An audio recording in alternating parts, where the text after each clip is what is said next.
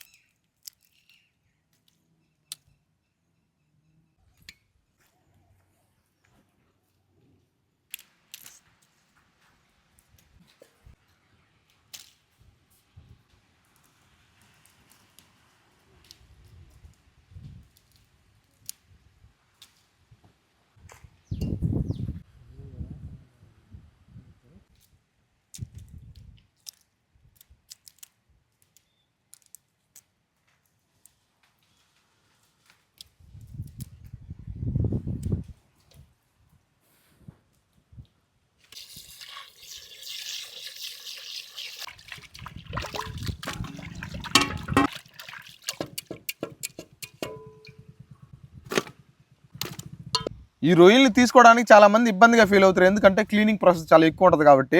చూడండి నేను 1.5 కేజీ తీసుకున్నాను రొయ్యలు 600 రూపాయలు పెట్టి. కానీ నాకు మాత్రం ఈ కొన్ని వచ్చినాయి. మహా అంటే ఒక 500 గ్రాములు ఉంటాయి. ఈ దుగ్గు చూడండి ఎంత పోయిందో, ఎంత దుగ్గు పోయింది. కాబట్టి దీనిలో ఏం మిగలదని చాలామంది రొయ్యలు తీసుకోరు. కానీ రొయ్యలు టేస్ట్ చాలా బాగుంటాయి. సర్లే ఇంకేం చేద్దాం, తీసుకున్నాం. మంచిగా పలావ్ వండుకుని తింటే అదే మంచి. సో పలావ్ అయితే వండేద్దాం. రొయ్యలు పలావ్లోకి రొయ్యలు అట్టే వేయకుండా రొయ్యలు దీంట్లో బాగా వేయించుకుందాం, ఉప్పు, కారం, పసుపు వేసుకొని.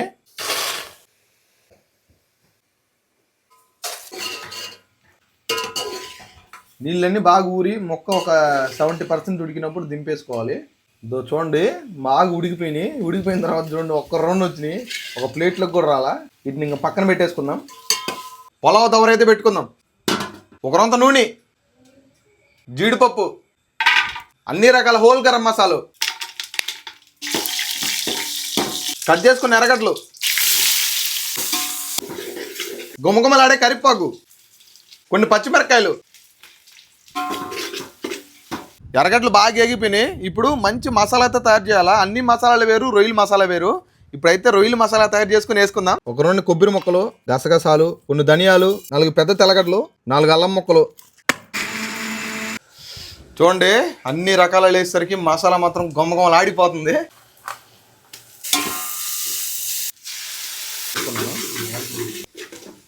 రుచికి సరిపడా ఉప్పు, సరిపడా కారం, లైట్గా పసుపు.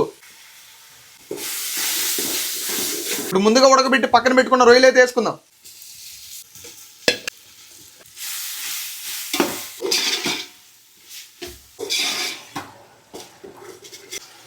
కొలత పెట్టుకున్న బాస్మతి రైస్, చిట్టుముత్యాల రైస్ వేసుకుంటే ఇంకా బాగుంటుంది. మాకు చిట్టుముత్యాల రైస్ దొరకలేదు, అందుకని బాస్మతి రైస్ అయితే వేసుకుంటున్నా.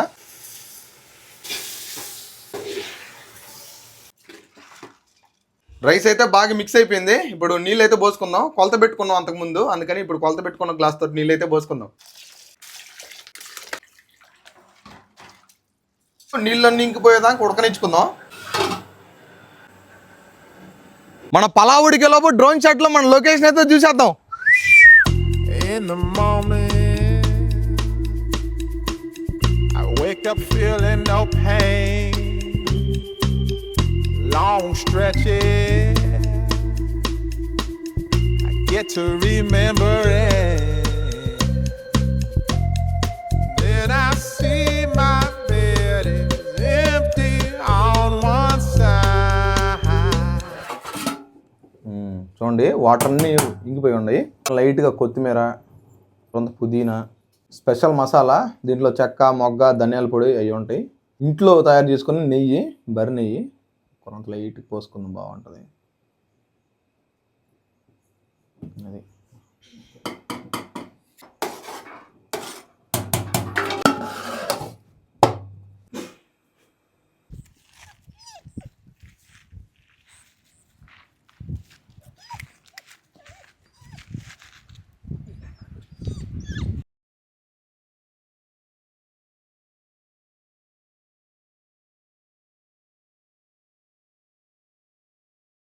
నేను ఒక పక్క రొయ్యలు పలావ్ చేస్తుంటే ఒక పక్క మా చెల్లి చేపలు కూడా కాల్చింది. సో మనకి చేప ఒకటి ఇచ్చేసింది. ఇంట్లోకి పెరుగు చట్నీ, రైతా కూడా ఒక పక్కన పోసుకుందాం.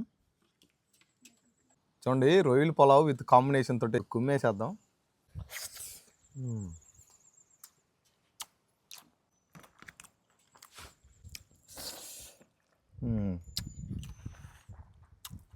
పెరుగు పులుసుకి పలావుకి మాత్రం అదిరిపోయింది. మా చెల్లి చేసిన చేపలు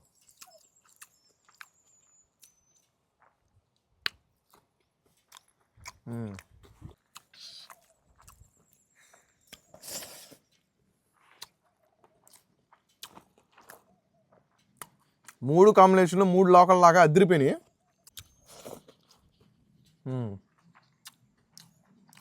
నాకు రొయ్యలు పొలావు కంటే మా చెల్లి చేసిన చేపల ఫ్రై ఎంత బాగా నచ్చింది. ఎట్టయినా మా చెల్లి చేయి వంట వేరే లెవెల్ అసలు అదిరిపోయింది. ప్రాన్స్ పలావ్ అయితే చూశాను కదా, టేస్ట్ మాత్రం అదిరిపోయింది. ఆ చేప కాంబినేషన్ పలావ్ కలుపుకుంది అంటుంటే, దాంతోపాటు రైతా వేసుకుంది అంటుంటే అసలు కుమ్మేసింది. చుట్టూ లొకేషన్ కూడా చూసింది కదా, మాది ఫామ్ హౌస్ లొకేషన్ మాత్రం అదిరిపోద్ది. ఎప్పుడు వచ్చినా కూడా మేము చిల్ అవ్వడానికే వస్తాం ఇక్కడికి. సో ఈరోజు సండే కాబట్టి, అందులో మా చెల్లి, మా బావ వాళ్ళందరూ వచ్చినారు కాబట్టి వాళ్ళందరి కోసం వచ్చినాం. పలావ్ అయితే తయారు చేసినాం. మా పలావ్ వీడియో ఎట్టుందో మర్చిపోకుండా కామెంట్ చేయండి. నెక్స్ట్ ఇంకేం వీడియో చేయమంటారో మర్చిపోకుండా అది కూడా కామెంట్ చేయండి. ఎందుకంటే ఎవరో కామెంట్ చేయట్లా నెక్స్ట్ ఏం చేయాలా, ఏం వంట చేయాలని. సో ఏం వంట చేయాలన్నది మర్చిపోకుండా ఈసారి మీరు ఈ వీడియో చూసే ప్రతి ఒక్కరు కామెంట్ చేయండి. మీ పేరు మెన్షన్ చేసి మరి ఈసారి వీడియో అయితే చేస్తాను. ఓకేనా? సరే, ఇంకా ఈ వీడియోకి ఇంతే. నెక్స్ట్ వీడియోతో మళ్ళీ మీ ముందుకు వస్తాను. అంతవరకు సెలవు తీసుకుందాం. సరే, ఉంటా. బాయ్.